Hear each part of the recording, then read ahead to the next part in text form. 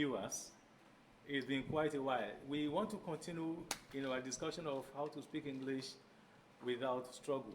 In the last class, we discussed how to resolve the cluster between a word ending in letter T with another word that starts in letter TH. That was what we discussed in our last class. Today, we want to consider something that is very common that sometimes pose problem to us, especially when we find ourselves in an environment where we are faced with the task of producing a public speech. When we are discussing in our casual conversation, we usually apply these rules that I want to discuss now. But sometimes when we find ourselves in a public place where we are to produce a speech, we want to be so meticulous, we want to sound elegant, and as a result, we push ourselves into certain kind of articulatory struggle that has never been occurring in our casual conversation. Now, this has to do with when two identical sounds occur at the word boundary of any phrase. That is, the first word ending in a particular sound, which also occurs at the initial position of the next word. That is to say that if, for instance, the sound ta occurs at the end of a word, and this word is followed immediately by another word that starts with ta, that means that the ta has been doubled there. Naturally, we don't have problem producing them when we speak in a casual conversation. But when we find ourselves in a public gathering where we are faced with the task of producing a speech, sometimes our desire to sound elegant may make us to start struggling to produce these two identical sounds in two separate efforts of articulation. It is uncalled for. I want us to take some few examples in this discussion. The word great ending with the sound ta, and teacher, which also begin with the sound ta.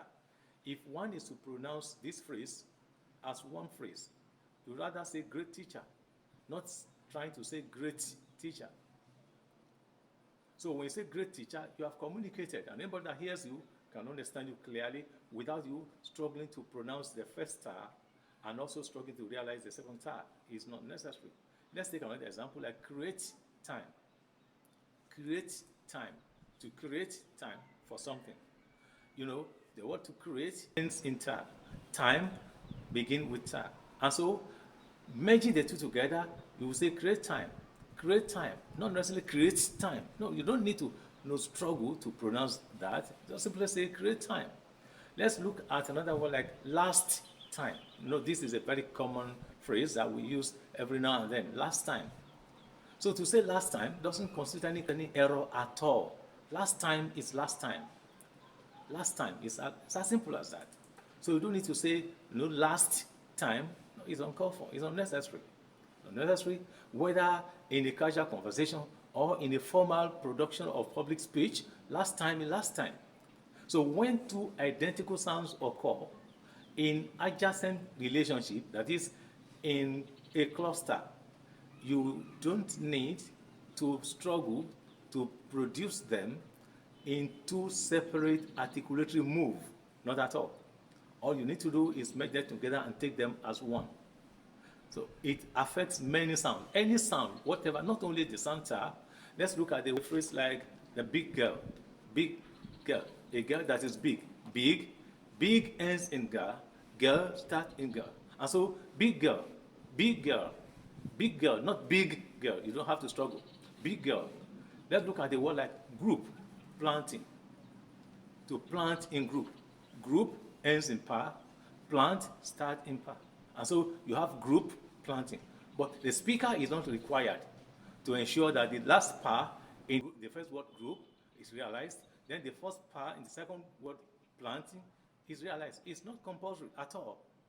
It is not compulsory at all. So what you say is group planting. Let's take another phrase like mad dog. Mad dog. A dog that is mad. Mad ends in da. Dog starts with da. But then merging them together into a phrase, you say mad dog. Mad dog. Mad dog. Not necessarily say mad dog. So I have brought this concept into this class today just to remind us that the way we speak English, especially concerning the articulation of two identical sounds in our casual conversation, is normal. There is nothing wrong about it at all.